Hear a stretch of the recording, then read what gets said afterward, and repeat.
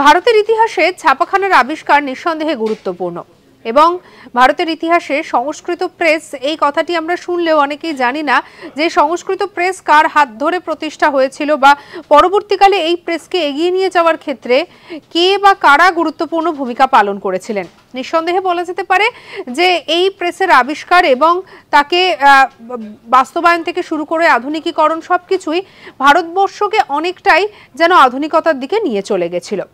যে সময়কার কথা বলছি সেটা হচ্ছে 1800 সাল এবং 1807 সালে বাবুরাম দ্বারা প্রতিষ্ঠিত হয়েছিল এই সংস্কৃত প্রেস অ্যান্ড ডিপোজিটারি।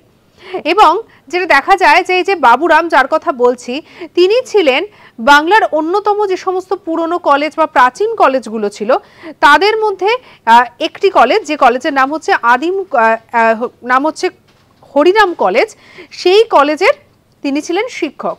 তবে তার দ্বারা নির্মাণ করা এই যে ছাপাখানা বা প্রেস তা কিন্তু পরবর্তীকালে এগিয়ে নিয়ে যেতে বা তার আধুনিকীকরণ করতে গুরুত্বপূর্ণ ভূমিকা পালন করেছিলেন ঈশ্বরচন্দ্র বিদ্যাসাগর এবং মদনমোহন তর্কালঙ্কার। তারা 600 টাকার ঋণ নিয়ে উন্নত যন্ত্রপাতি কিনে এই যে প্রেস, সেই প্রেসের একেবারে হাল হাকিকাত এবং কর্ম পরিবেশ নাকি চেঞ্জ করে দিয়েছিলেন। সঙ্গে রাখুন আজ তাক বাংলাকে, সাবস্ক্রাইব করতে ভুলবেন না।